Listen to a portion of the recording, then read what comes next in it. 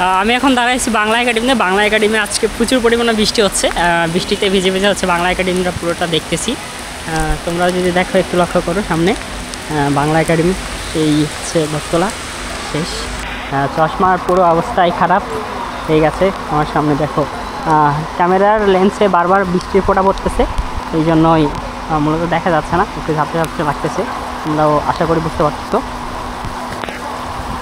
আর শান্ত ওই পাশে বসে আছে,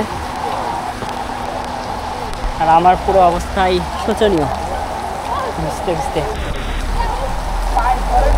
কি যে কেন আপনি 3 মাস কথা বলছেন? হ্যাঁ, কি বলছিলেন আপনি? আমি তো আর পাই নেই। হ্যাঁ, কই আপনি ওইটাই না এসএমএস করে বাদ দিয়ে দিচ্ছি।